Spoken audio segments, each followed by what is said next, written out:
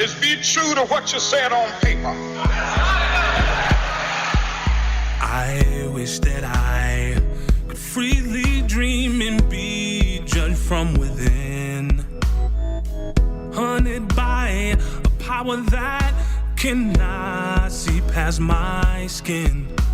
My views are viewed as ignorant, my truth always denied. My history is shrouded in a spider web of lies. Isn't this America?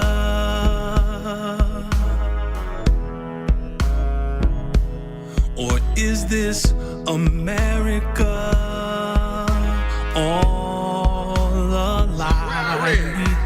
Of the freedom of speech, somewhere I read. Of the freedom of press, somewhere I read that the greatness of America is the right to protest far right.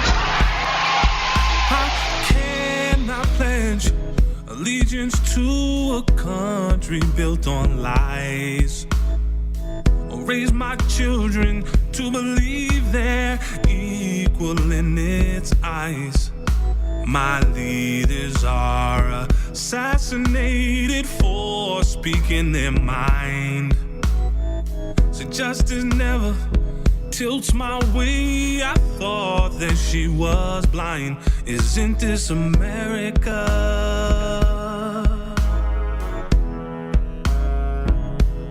Or is this America all a lie?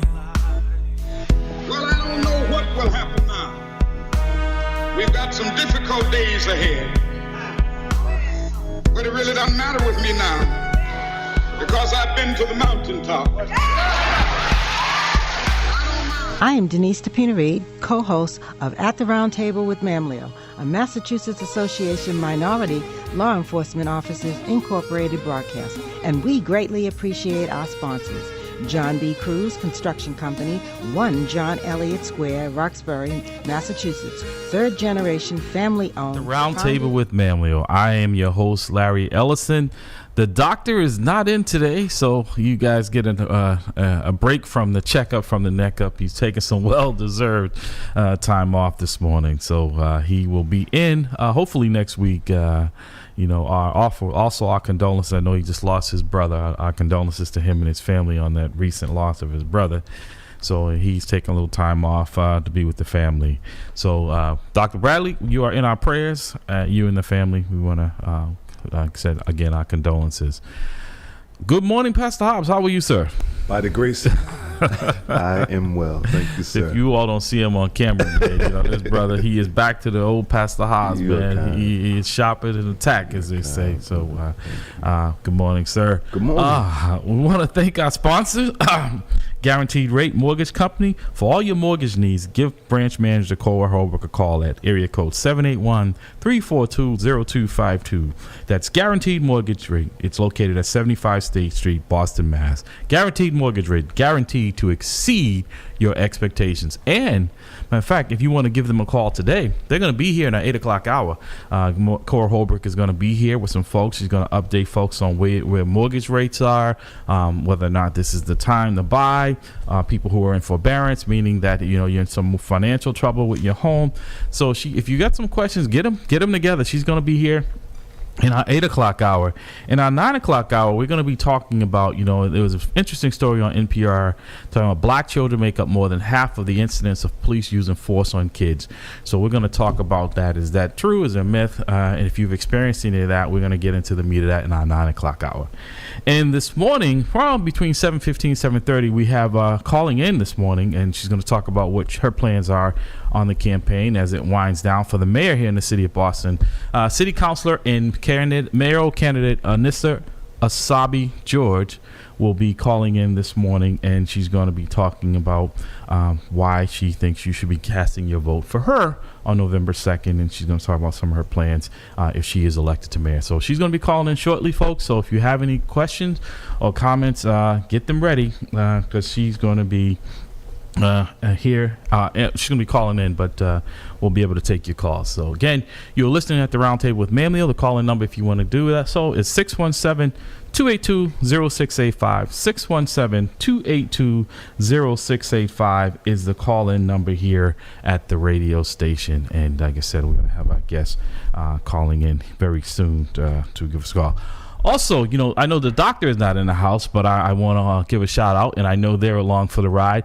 Brother Harry Scales and the brothers and sisters up at Prince Hall. I know they had some problems. They were at Harry a couple of weeks ago. We took the week off last week so we can get those technical glitches repaired, I should say. And I would thank Pastor Hobbs and all of those who do that, and Pastor Wall and the crew for their due diligence in getting us back on the air. Glad to be back here this morning.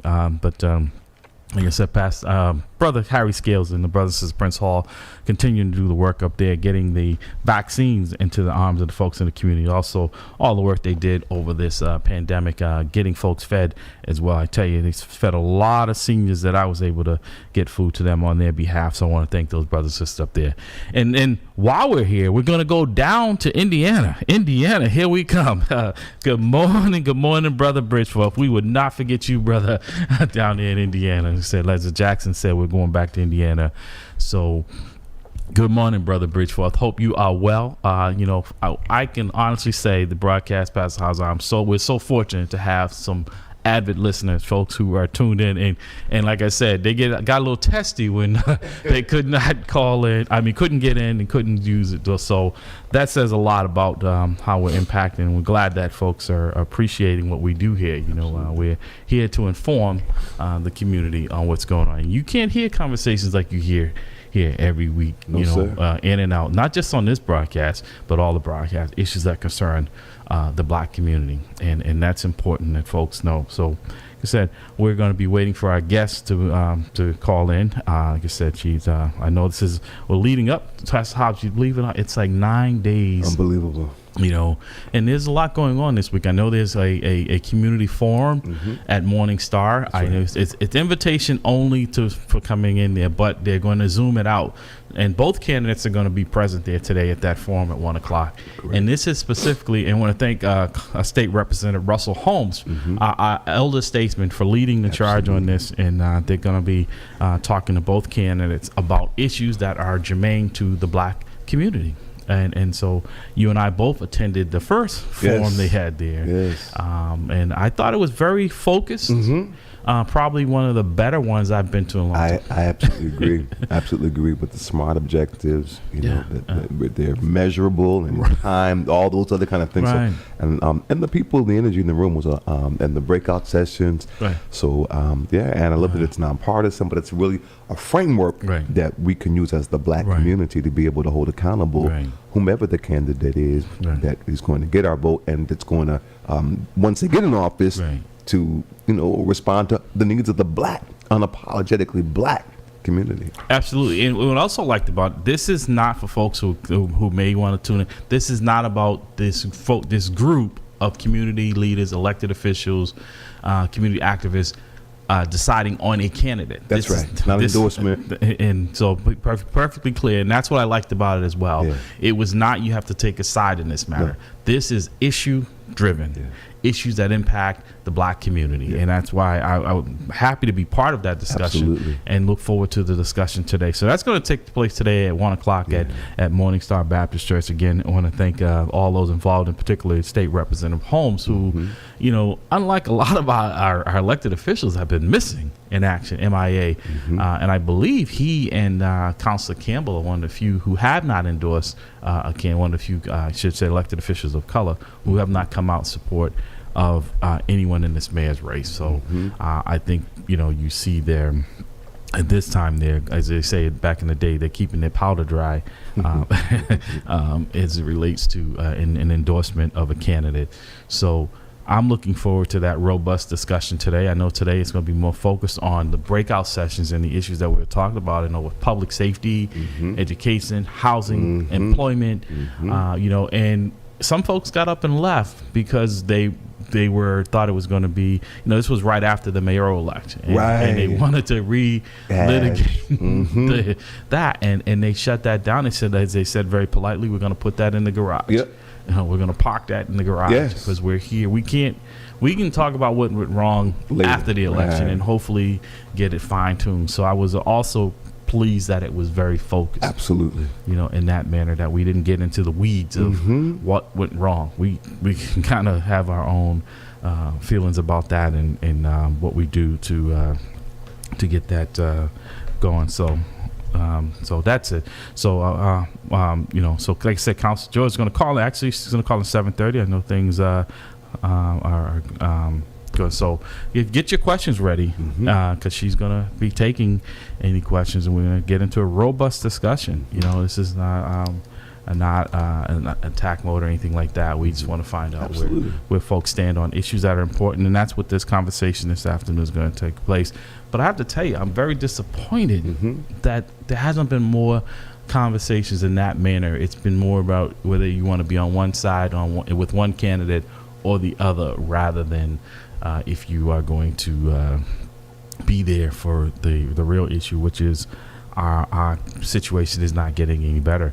As a matter of fact, I was reading yesterday where Merrick Garland, the U.S. attorney, has filed suit because black people are still being redlined when it comes to mortgage. 30% less likely to get a mortgage in this country today, which is said is, but to put it in perspective, it's worse now than it was in the 60s, they said. And you would think with this robust economy, black people are still having a tough time getting mortgages. And so he filed suit against some banking institutions. So that's why I said that we have some real problems, in education, as I want to talk a little bit about that when Councilor George, mayoral candidate George, calls in, because, our schools, I work in the schools for the police department, and I can tell you what I'm seeing every day is alarming, and it should be alarming to everyone who has children in schools, but even if you don't, because these are our future. Our kids are our future, and what's taking place, the violence, and it's now where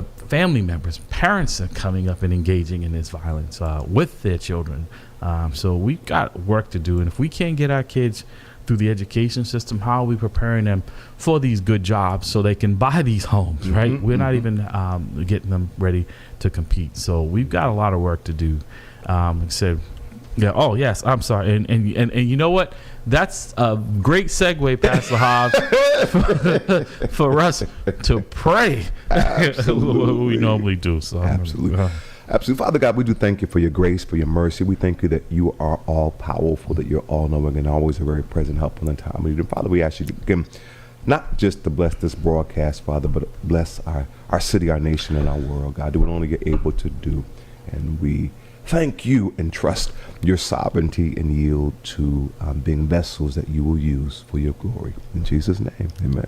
Amen. Except, folks, a lot going on today. We're in the final stretch of the mayoral race. A week from Tuesday is the election will be starting here in the city of Boston. And, folks, if you haven't decided on who, you're going to vote for, you still have time. But, just a reminder. Also, today starts early voting, Pastor Hobbs. I don't know if you're aware of that. I am. Yeah, and so let's just update folks on some of the locations. So start today, Saturday, October 23rd, and Sunday, October 24th, from 11 to 7 a.m. So let me just back up for 1 second. So early voting in the city of Boston is from Saturday today, October 23rd, runs through next Friday, October 29th.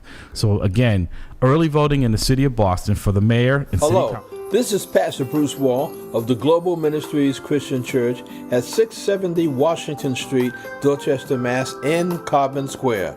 On Thursday, November 23rd, Thanksgiving Day, we will again host a Thanksgiving Day meal from 11 a.m. until 1 p.m. at the church. You can sit down and enjoy a delicious meal of turkey, stuffing, and cranberry sauce, and a peaceful atmosphere on this special day of thanks. Our church will also deliver meals to all who are unable to leave their homes. If you are interested in receiving a meal delivered to you, please contact Deacon Avro at 781 781-510-9547. That's Deacon Avro at 781-510-9547, or Pastor Maurice Greaves at 857-406-4329. That's Pastor Maurice Greaves at 857-406-4329. We are looking forward to serving you.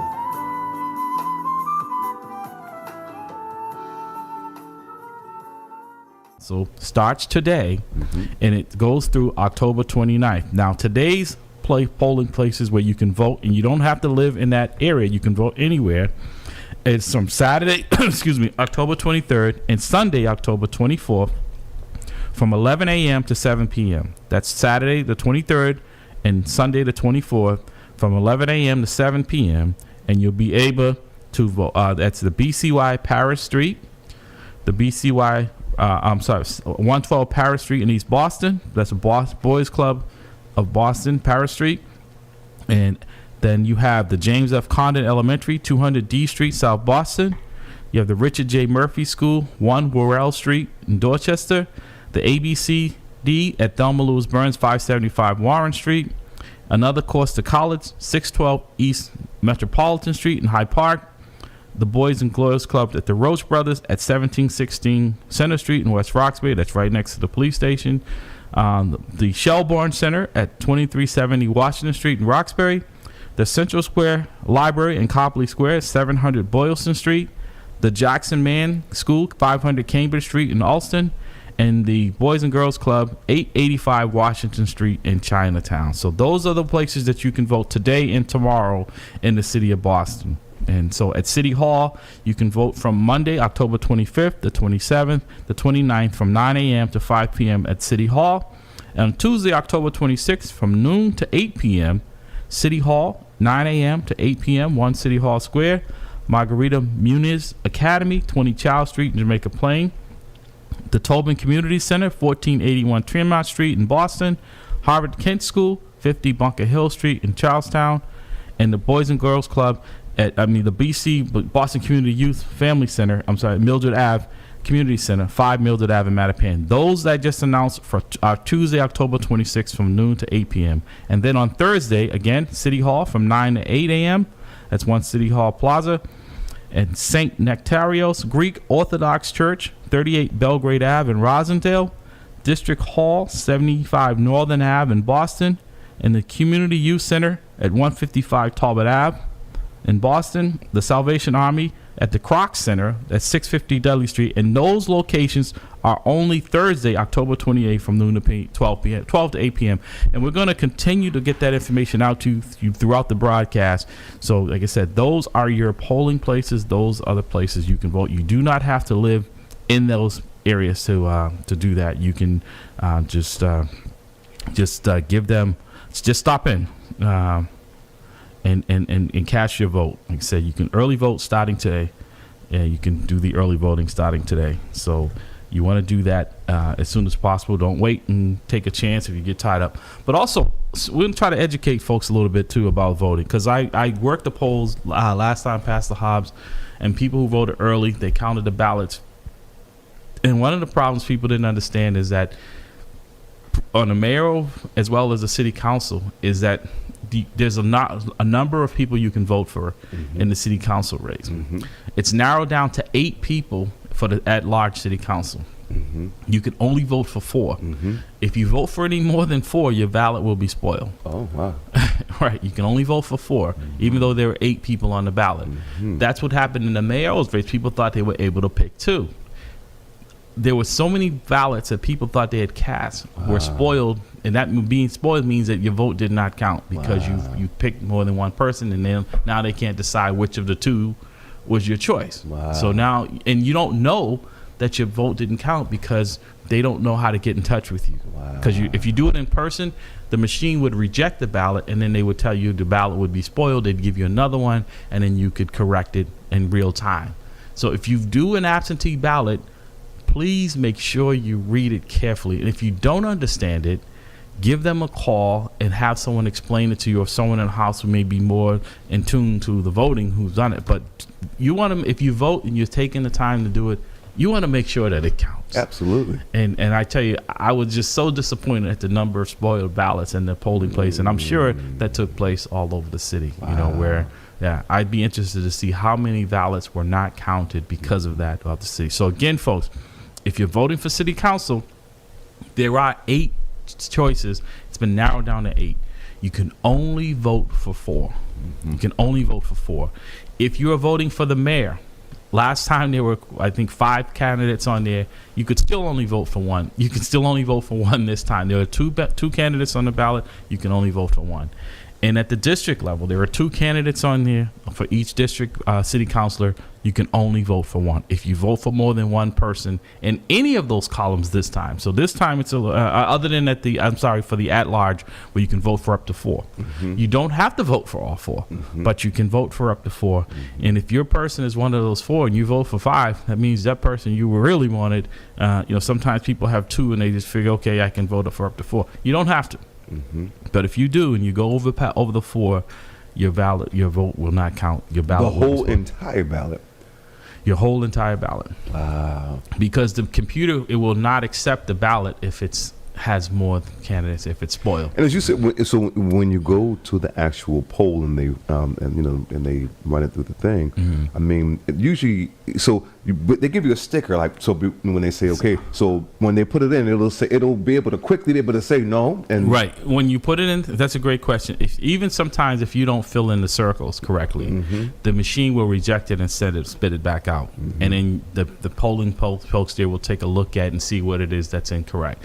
And so if it's not filled out correctly by the lines, or a lot of times it's because people have voted for multiple people. So that ballot, because you're there, and that's why they have you wait until they run it through the machine before they give you the sticker. Exactly, right. That says I vote. Yeah. And that you check off. So you come in, you check in table, then they find your name, and if everything is okay, then they send you over to the next table. You run your ballot through the box privately. And then if it goes through, it'll count it. It won't come back out. Then they'll give you your sticker, and then you'll check off at that table. Basically, they check your name off. If there is a problem with your ballot, the machine will kick it back out, and now you can remedy it right then. So if you voted for too many people, you can't fix that ballot. Like, you can't cross out one. So they have to give you another ballot, a whole new ballot, and now you correct it and you put it through the machine correctly. The machine takes it, then you get your sticker, they check you off, and you're able to move on.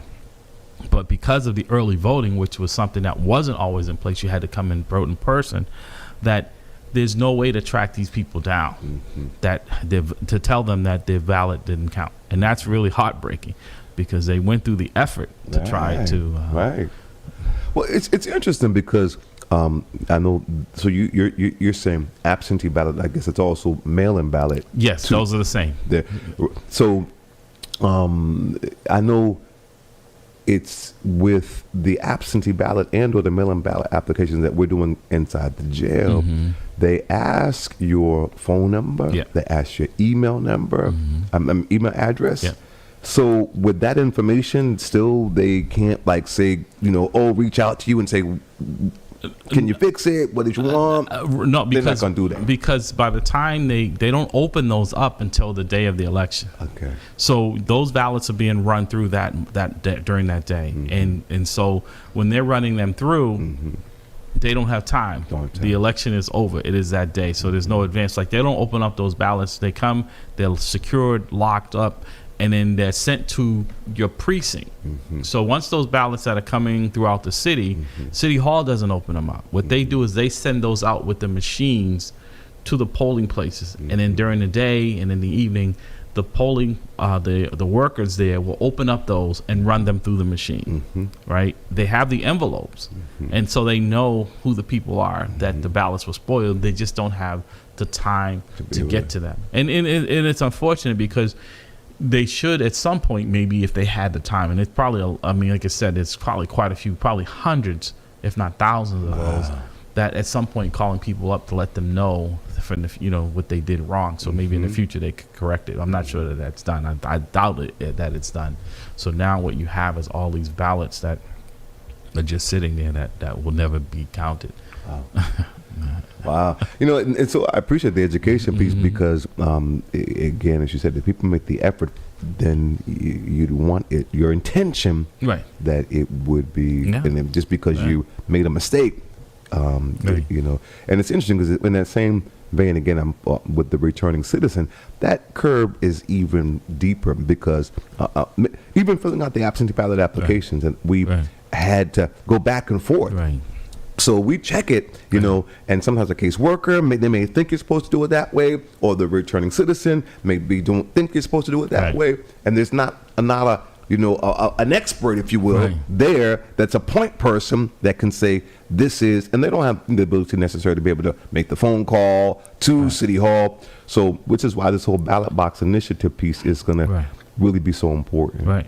Exactly. But also, for folks who are voting today, their ballots are not being run through the machine. And that's right. It's the same process. They're put in this envelope and they'll be counted later. So even those folks today need to be clear in their selection that are starting the early ballot. If you're going to vote early, starting today, you need to make sure you're checking the boxes off correctly and you're checking off the appropriate number of candidates that you can vote for in each one. Like I said, for at-large counselor, there are 8 people on the ballot. It's been now down to 8. You can only vote for 4.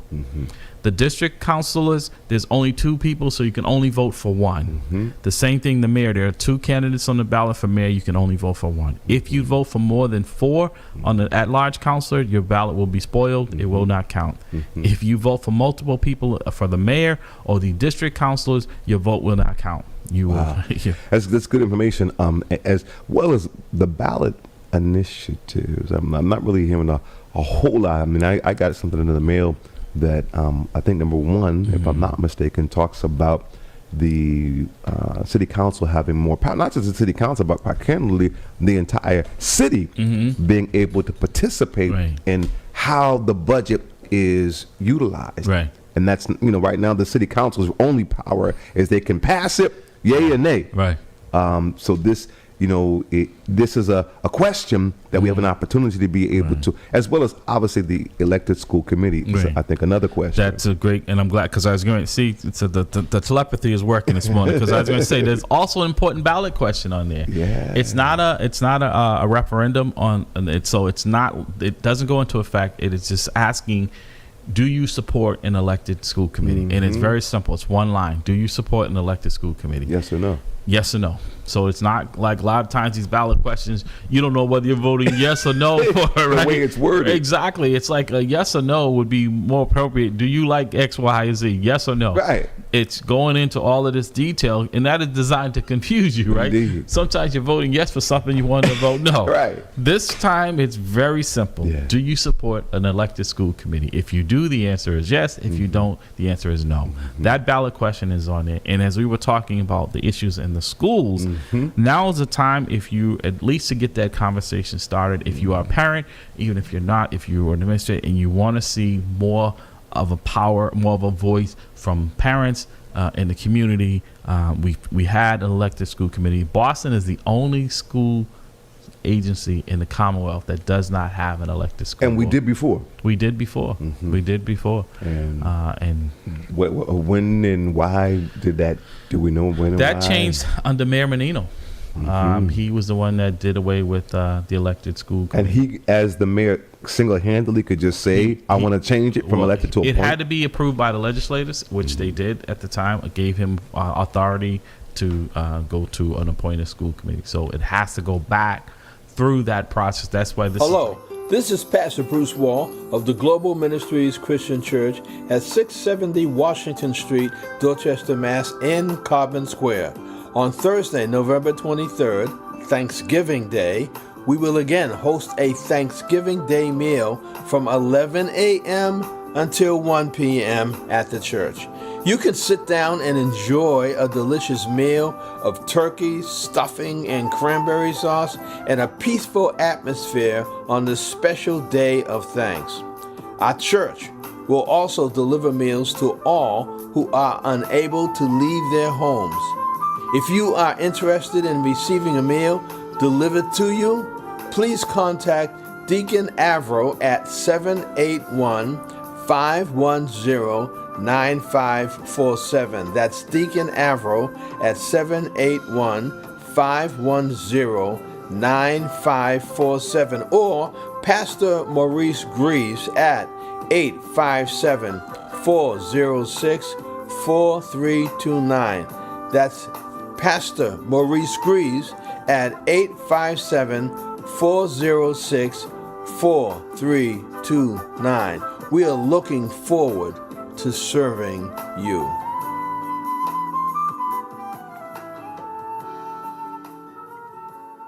Getting stages of getting it to legislators to get it approved, so that there is an elected school committee. And that's, like I said, there's more accountability, and a lot of people feel like, when somebody is elected into office, whether or not they're appointed. Some folks were looking at, do we need a hybrid where it gives the mayor some leadway in appointments to the school committee, and then some are elected. Some places do have that type of school committee, but here, like I said, in the Commonwealth of Massachusetts, 52 cities and towns, 352 cities and towns, I'm sorry. Boston is the only one that does not have an elected school committee, which used to have, even some of these small towns, and people understand the importance, because a lot of people feel like the appointed school committee, they work, and they do, at the will of the mayor. The mayor is the one that decides who's on those committees. So, like I said, that question is on there. Do you support an elected school committee? Yes or no? Very simple. If you do, now's your chance to at least get the wheels going and to get the support behind it. If you think things are fine the way they are, then you don't have to say anything at all. You can just let it ride. Let it ride. And with those questions, you if you don't answer, that's either one. Those questions you should, but that's not going to have any bearing in terms of you didn't complete it. So obviously your vote doesn't count. The whole ballot, does it? No. Well, if it does count in some way, because let's say if you thought about it and maybe you did. If you don't have an opinion, then no, it really doesn't count. But if you were looking at it and saying, okay, yes, I would like to, and the no's win by one vote, just like we had in the last city council election. It was literally one vote that got Julia Mahir, the at-large city council, the final seat.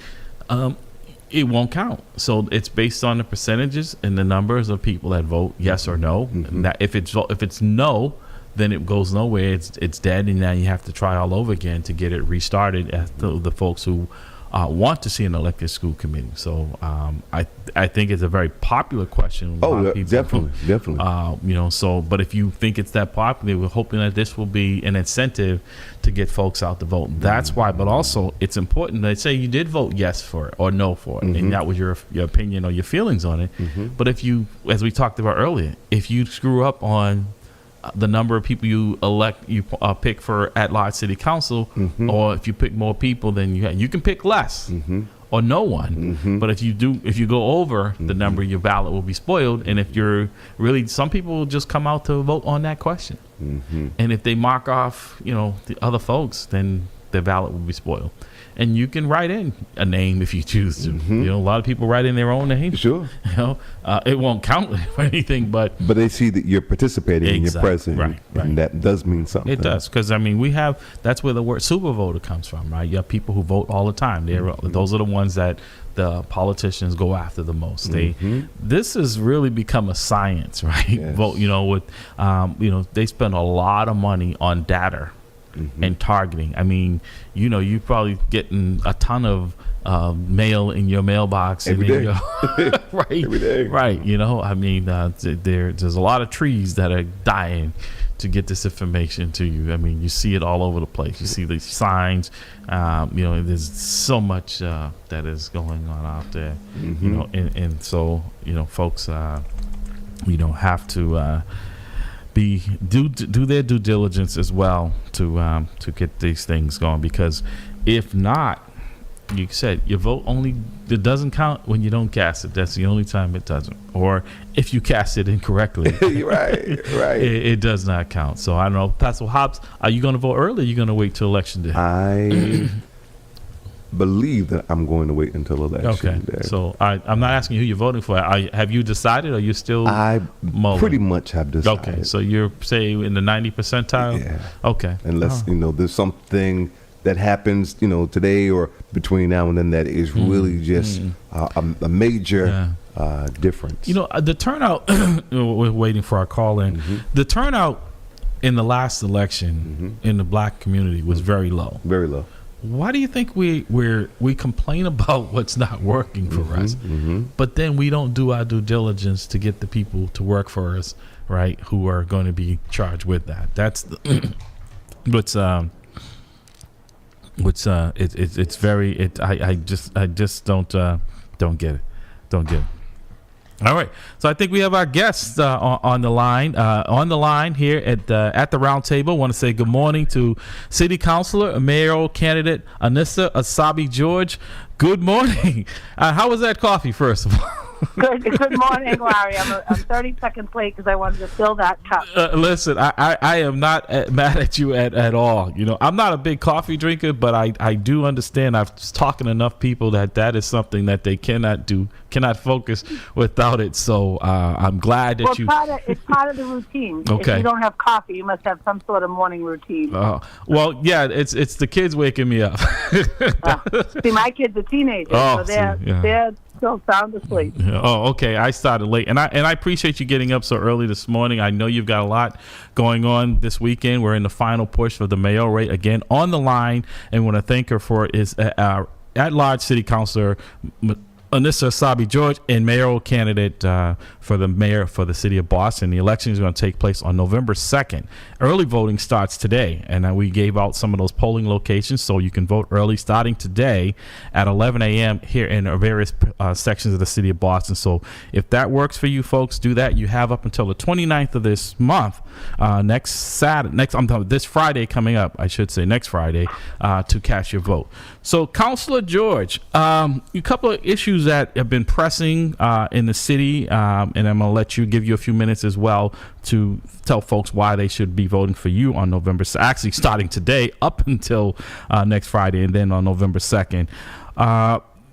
Want to talk a little about schools. In Boston here, there has been an uptick. I work in the schools, full disclosure, and the violence. And what's been alarming, Counselor, is the parents are now engaging in that with their children. But on the education side, I know you were a former teacher, and I know that's something that you've headed up as a chair in the council there. What are your ideas, or what have you proposed to try to get, our kids moving in the right direction? Because we've seen they've kind of been stalled in some areas in the education field. Well, certainly schools have played a big part in my life, both personally and professionally. I'm a graduate of the Boston Public Schools. I've got 4 kids in BPS. Spent 13 years teaching in the classroom, and as you mentioned, chair the council's committee on education. We've got a lot of work to do, but I've done sort of early priorities that I think will really move and improve the opportunity for our kids to succeed in school, first and foremost in my first 100 days, and really in I think a shorter period than that because of our school budgeting process.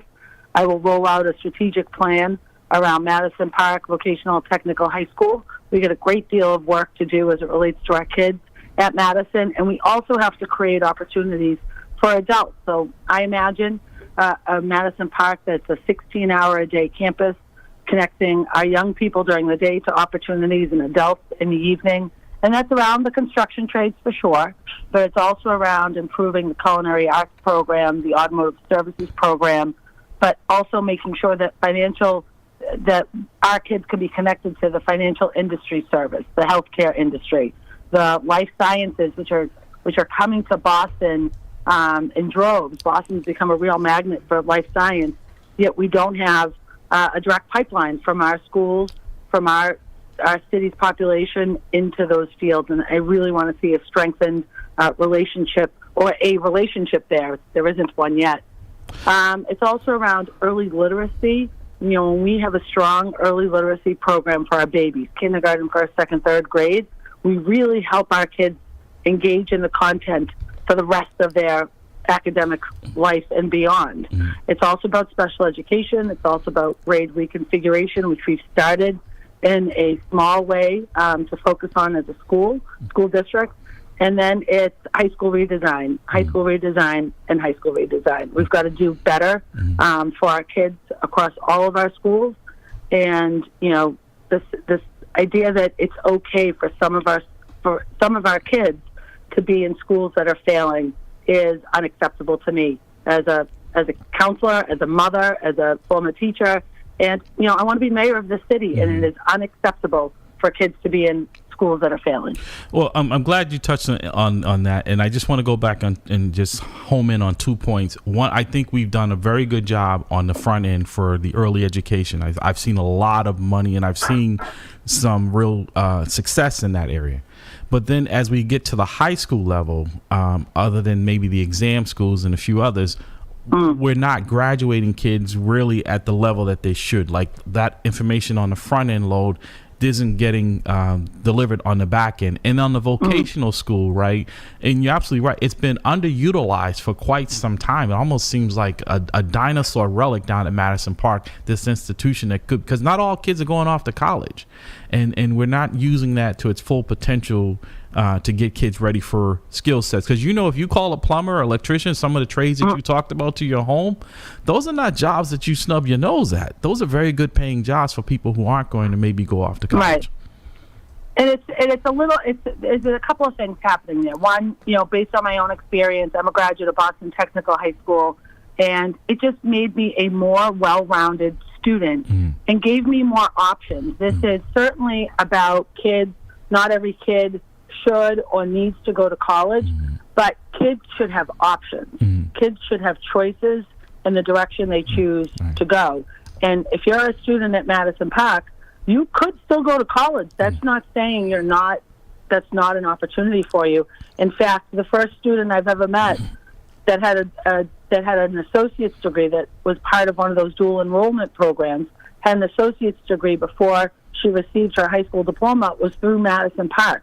There are so many opportunities that we need to pull together as a city for our kids. And it's really about creating choices and options and pathways, plural. When we limit our kids, and we limit their opportunity for the future. And I do want to push back on the early literacy piece just a little bit. We do have stronger programs, I think, in the early grades in the elementary schools, but we need to do more. We still are failing too many of our kids, and we see that play out in fourth grade MCAS data, eighth grade MCAS data, and high school MCAS data and graduation rates. Right. We've got to strengthen early literacy across the board. And don't forget, we're a city of immigrants. We're a city of families that are speaking another language at home. So we've got to support our ELLs, we have to support our special ed students, and we've got to support strong early literacy, because it really does make an enormous difference for a student's opportunity to succeed and excel. I also want to talk about something else that we need to be doing, I think, in a different way to support our kids, and that's around the enrichment. That's around the other things that we do within our school communities. And yesterday I rolled out my City Kids Win initiative. I never thought a hashtag that I use on social media could actually roll into something substantial for our kids. And, there's this hashtag I use, it's City Kids Win, when we create opportunities for our kids to excel. And it's especially around athletics, although I use it in lots of different settings. But yesterday I rolled out this initiative with the support and encouragement and endorsement of the former Patriots player, Willie McGinnis. He was in town yesterday, so came by to endorse me and to endorse this initiative. But we're going to create an Office of Youth Engagement to coordinate youth programming across some of the multiple departments that do this work, because there's a lack of coordination, BCYF, Parks and Recreation, Boston Public Schools, and others, to make sure that we have programs in all of our neighborhoods and that they're accessible across the city. Also increasing the BPS athletics budget to $7 million, because I want every kid in every school to have access to athletic programming. It was an important part of my experience in high school. When I was teaching, I coached, and I saw firsthand how important it was to our kids to have access to high-quality athletic programming. And I see it plays an important role in my own children's lives.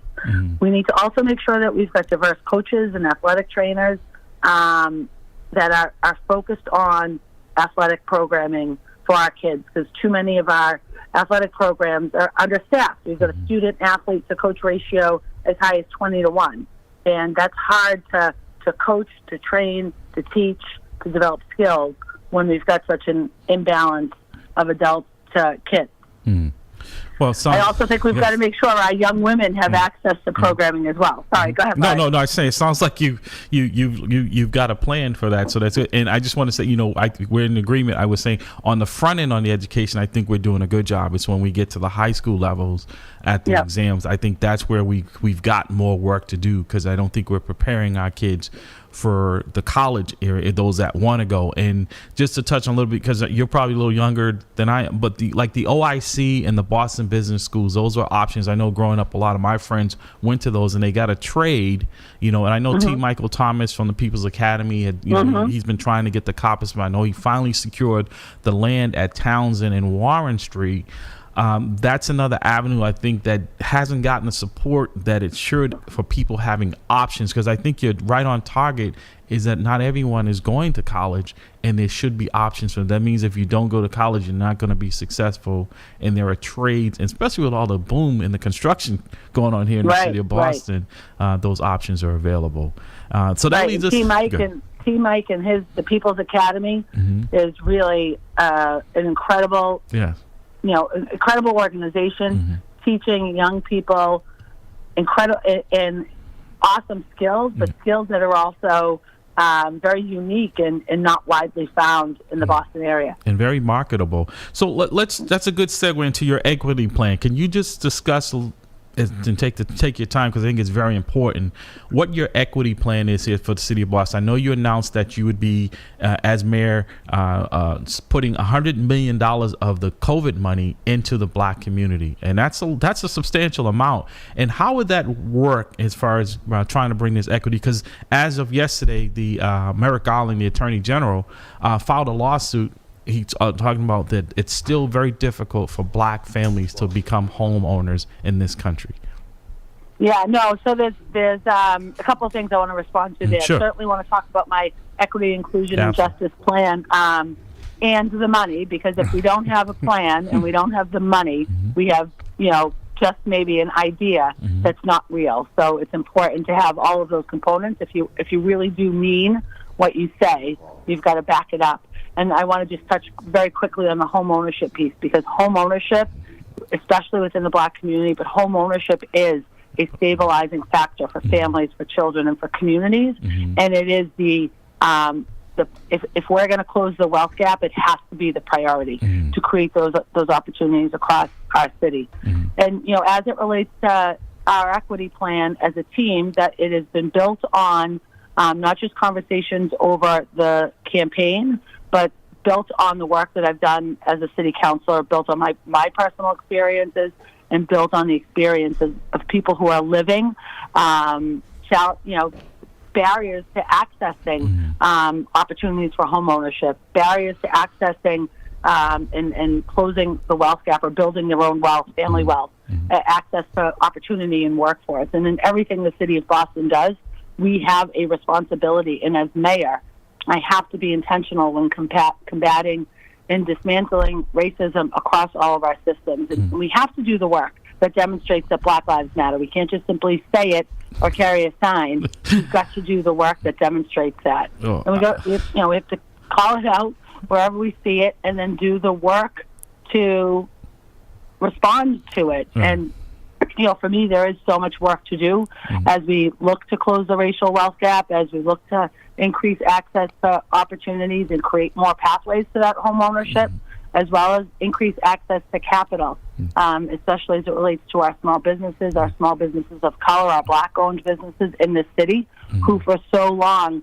still today, don't have access to the opportunities that other small business owners or business owners, period, have across our city, doing business with the city, because we've talked a lot about the vendor contracts, and doing business in the city. So two kind of different things. Giving small business owners, especially small business owners of color and Black-owned businesses in our city, access to the resources to just simply build their business. And then opening the doors to City Hall to create opportunities to do business with the city. And then obviously through this work, and I think central to this work, is instituting the police reforms that are long overdue and moving on it quickly, improving air quality across all of our neighborhoods, because environmental justice is such an important piece of this too. And then, COVID and the opioid crisis when we think about public health. Great. So for me, it's part of the equity plan. We've got it in writing. It's, 50 pages or so. It's documented.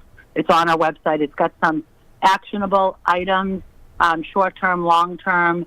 There's some discussion around how we're going to measure these pieces and how then we're going to spend, because the equity plan is the plan with the action items, and then there's the $100 million. And that commitment will, bring, part of that commitment is to bring together a group of community members, business owners, faith-based leaders to be very thoughtful and intentional how we spend that $100 million. And we have to do that quickly. We don't have time to sort of wait. And we've got to move on it. Well, and I'm glad you brought up, because the yard sign. I'm going to quickly, and then I want to shift, because I tell folks, just having a Black Lives Matter sign in your yard is just like having an alarm sign in your yard. It's not going to stop the burglar from breaking in. We've got to do more, right, to deter that. But on the procurement side in the city, like it was an article that came out where, I think it was less than 1% of the procurement dollars that the city for contracts are not going to Black and brown businesses, and a lot of times they don't have the infrastructure, counselor, to take on these procurements from the city because they haven't been able to build. So it sounds like what you're saying with this $100 million is that that's going to kind of be targeted to address to give that economic infusion into these communities to be able to compete, at least be able to compete in these, particularly there's millions of dollars that the city has. Yeah, no, absolutely. I expect that will be a big part of it. Again, I don't want to prescribe exactly where that $100 million goes. Okay. I think it's important for the community and the Black community specifically to be able to inform how we spend that. What we do need to do, and what I started the process on the Boston City Council through a home rule petition to change state law, is to make it possible to break up some of those larger contracts. So when we put out that RFP for those city dollars, it's often a large package, and Black-owned and businesses owned by people of color and women-owned businesses have a really hard time bidding on those large projects because they don't have the resources or the capital to do the work, but also they don't have the capacity or the time to respond to the RFP. So technical assistance has to be a part of it as well, and breaking up those contracts so they're smaller contracts, easier to access through current capacity while we help businesses build capacity. And then the other piece is, with a lot of our city contracts, as a business, you need to have the capacity to wait for payment. We've got to right-size that because smaller businesses, newer businesses, growing businesses, or fragile businesses don't have the opportunity to pay, to cover the cost while you're waiting for the check to come in the mail. So we've got to make sure that we're doing. So, Council, right sizing. Right. I know we only have a few more minutes with you, but I want to kind of touch on something that I get a lot of conversations from city workers, right? Where if you be elected as mayor, you will be in charge of close to 18,000 employees, and a lot of them, with the current amount that they make as city workers, and they're required to live in the city of Boston with the cost of housing. Is that something that, because this is a big concern to those 17,000 where most don't have access to overtime and details like those of us in law enforcement, to get them some assistance and being able to stay here in the city of Boston and work here because it's a requirement that they must live in the city, but they can't afford to live here. Right, and so these 18,000 city employees. So I'm so grateful for their service, especially over these last 20 months. Many of them frontline, essential, put themselves at risk serving the city every single day. I want to say they don't necessarily work for me as mayor of the city. I really think that, I see them as working for the people of Boston, and I want to work with them in delivering services and responding to the needs of the people of Boston.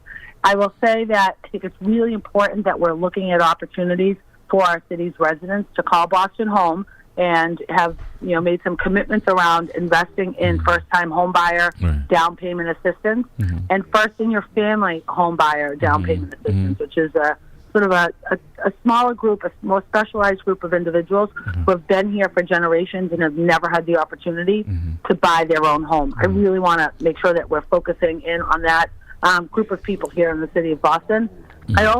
We have to look at pay. We have to see the burden that we've put on our city's employees who are living in the city, and that we know that the cost of living in Boston is going to be incredibly hard to drive down. So what we have to be focused on is putting more money in people's pockets, paying them fair wages, making